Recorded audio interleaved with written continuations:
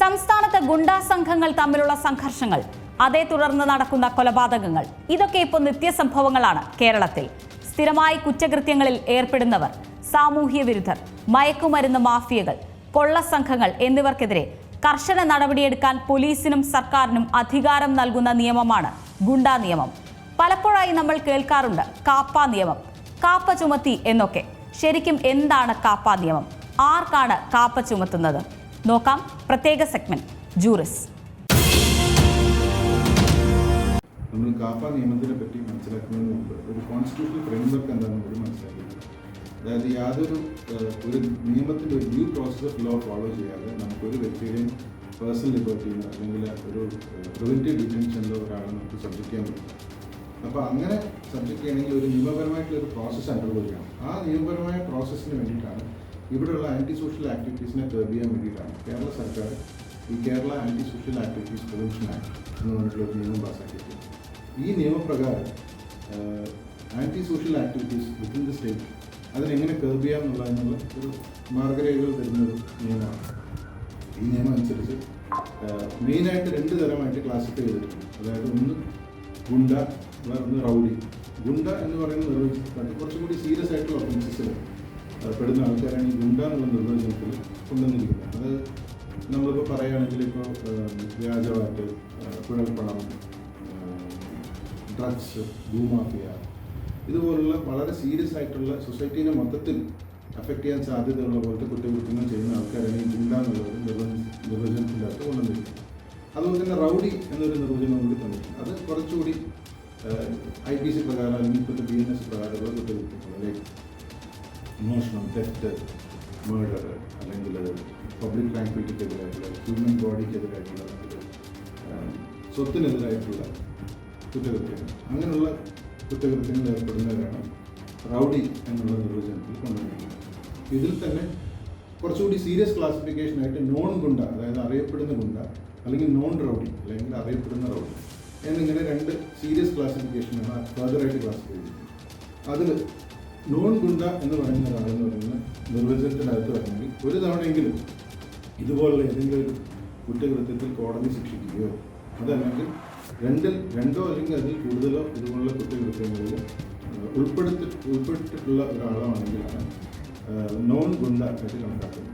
അതുപോലെ non rowdy, അതായത് അറിയപ്പെടുന്ന റൗഡി എന്നുള്ള നിർവചനത്തിൻ്റെ അകത്ത് വരുന്നത് 5 വർഷമോ അല്ലെങ്കിൽ അതിലധികമോ ശിക്ഷ ലഭിക്കാവുന്ന കുറ്റകൃത്യത്തിൽ ഒരു തവണയെങ്കിലും കോടതി ശിക്ഷിക്കുകയോ അതല്ലെങ്കിൽ 1 മുതൽ 5 വരെ വർഷങ്ങൾ ശിക്ഷ കിട്ടാൻ സാധ്യതയുള്ളത് ഉൾപ്പെട്ടിട്ടുള്ള ആൾക്കാർ, അതല്ലെങ്കിൽ 3 വ്യത്യസ്ത സംഭവങ്ങൾ പോലീസ് അന്വേഷണത്തിൽ കുറ്റക്കാരാണ് അല്ലെങ്കിൽ അങ്ങനത്തെ കുറ്റകൃത്യങ്ങൾ ഉൾപ്പെട്ടിട്ടുണ്ട് എന്ന് തോന്നുന്ന ആൾക്കാരാണ് നമ്മൾ ഈ നോൺ റൗഡി അല്ലെങ്കിൽ അറിയപ്പെടുന്ന റൗഡി എന്നുള്ള നിർവചനത്തിൽ ഉൾപ്പെടുത്തുന്നത്. ഇനി ഇവർക്കെതിരെ എന്ത് നടപടി എടുക്കാൻ പറ്റും? ഇപ്പോൾ ഒരാൾ ഒരു നോൺ ഗുണ്ട അല്ലെങ്കിൽ നോൺ റൗഡി എന്നുള്ള കാറ്റഗറിയിൽ ഉൾപ്പെടുത്താൻ ക്വാളിഫൈഡ് ആയിട്ടുള്ള ഒരാളാണെങ്കിൽ അദ്ദേഹത്തിനെതിരെ ഒരു റിപ്പോർട്ട്, അതായത് SP ലെവലിൽ താഴെ ഇല്ലാത്ത ഒരു പോലീസ് ഉദ്യോഗസ്ഥൻ്റെ റിപ്പോർട്ടിന് മുകളിൽ ജില്ലാ ഭരണകൂടത്തിന്, ഡിസ്ട്രിക്ട് മജിസ്ട്രേറ്റിന് അവരെ പ്രിവെൻറ്റീവ് ഡിറ്റൻഷൻ ഓർഡേഴ്സ് പാസ്സാക്കാം. അതായത് അവർ കരുതൽ തടങ്കലിൽ വയ്ക്കാം. ആ കരുതൽ തടങ്കലിൽ വയ്ക്കുന്നത് അല്ലാതെ റെസ്ട്രിക്റ്റീവ് ഓർഡേഴ്സും പാസ്സാക്കാം. അതായത് ഒരു പർട്ടിക്കുലർ ഏരിയയിലോട്ട് ഇവർ കടക്കരുത്, ഒരു ജില്ലയിലോട്ടോ അല്ലെങ്കിൽ എന്തെങ്കിലും പ്രശ്നങ്ങൾ നടക്കാൻ സാധ്യതയുള്ള ഏരിയയിൽ ഇവർ വരാതിരിക്കാനുള്ള റെസ്ട്രിക്റ്റീവ് ഓർഡേഴ്സും പാസ്സാക്കാം. അപ്പോൾ മെയിനായിട്ട് ഈ 2 രീതിയിലാണ് ഈ തരം കുറ്റവാളികളെ ട്രീറ്റ് ചെയ്യാൻ വേണ്ടി ഉദ്ദേശിക്കുന്നത്. ഒന്ന് അവർ നോൺ ഗുണ്ട അല്ലെങ്കിൽ നോൺ റൗഡി. ഈ 2 ആൾക്കാരെ ഒന്നില്ലെങ്കിൽ പ്രിവെൻറ്റീവ് ഡിറ്റൻഷൻ വഴി, കരുതൽ തടങ്കൽ വഴി അവരെ ജയിലിലടയ്ക്കുകയോ അതല്ലാതെങ്കിൽ റെസ്ട്രിക്റ്റീവ് ഓർഡേഴ്സ് വഴി അവരേതെങ്കിലും ഒരു മേഖലയിലേക്ക് കടക്കാതിരിക്കാനുള്ള ഉത്തരവുകൾ പാസ്സാക്കും. ഇപ്പോൾ എത്ര ദിവസം അവരങ്ങനെ കരുതൽ തടങ്കലിൽ വെക്കാം എന്ന് ചോദിച്ചു കഴിഞ്ഞാൽ മാക്സിമം 6 മാസമാണ് ഈ കരുതൽ തടങ്കലിൽ വെക്കാൻ പറ്റിയ ഒരു കാലഘട്ടം. മാക്സിമം ഡ്യൂറേഷൻ എന്ന് പറയുന്നതാണ്. അതിനുശേഷം വീണ്ടും അവരിതുപോലെ കുറ്റകൃത്യങ്ങൾ ഏർപ്പെടാനും ആ പീരീഡ് എക്സ്റ്റെൻഡ് ആവും. അതുപോലെ റെസ്ട്രിക്റ്റീവ് ഓർഡേഴ്സും അതുപോലെ തന്നെയാണ്. 1 വർഷത്തേക്ക് റെസ്ട്രിക്റ്റീവ് ഓർഡേഴ്സ്, 1 വർഷത്തെ കാലാവധിക്ക് റെസ്ട്രിക്റ്റീവ് ഓർഡേഴ്സ് പാസ്സാകും. ഇങ്ങനൊരു റെസ്ട്രിക്റ്റീവ് ഓർഡർ അല്ലെങ്കിൽ പ്രിവെൻറ്റീവ് ഡിറ്റൻഷൻ ഓർഡർ വന്നിരിക്കുന്ന ഒരു വ്യക്തിക്ക് അദ്ദേഹത്തിനുള്ള ഒരു ഗ്രീവൻസ് മെക്കാനിസം എന്താണെന്ന് വെച്ച് കഴിഞ്ഞാൽ അതിനൊരു അഡ്വൈസറി ബോർഡുണ്ട്. കാപ്പ നിയമത്തിൻ്റെ അടിയിൽ തന്നെ ഒരു അഡ്വൈസറി ബോർഡുണ്ട്. ഇങ്ങനെ പാസ്സാക്കുന്ന ഡിസ്ട്രിക്ട് മജിസ്ട്രേറ്റിൻ്റെ ഓർഡർ ഈ സബ്ജക്റ്റ് റിവ്യൂ, ആ അഡ്വൈസറി ബോർഡിൻ്റെ റിവ്യൂവിൻ്റെ അടിസ്ഥാനത്തിൽ മാത്രമേ ഇതിനെ ഫൈനൽ ആവുള്ളൂ. അപ്പോൾ ആ റിവ്യൂവിൻ്റെ അടിസ്ഥാനത്തിൽ ആ ബോർഡിൻ്റെ റിവ്യൂവിൽ ഈ പറയുന്ന അഗ്രീവ്ഡ് പാർട്ടിക്കും പങ്കെടുക്കാം. അദ്ദേഹത്തിൻ്റെ ഒരു ലീഗൽ റെപ്രസെൻറ്റേഷനിലൂടെ അദ്ദേഹത്തിൻ്റെ കാര്യങ്ങൾ പറഞ്ഞിട്ട് ഈ ക്ലാസിഫിക്കേഷൻ തെറ്റാണ് എന്നുള്ള രീതിയിൽ വാദിച്ചു കഴിഞ്ഞാൽ അതിൽ അഡ്വൈസറി ബോർഡ് ഇറങ്ങും.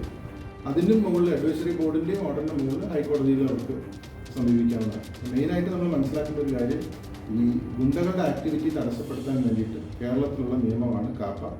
അതിൽ ഗുണ്ട, റൗഡി എന്ന് 2 രീതിയിൽ തരംതിരിച്ചിരിക്കുന്നു.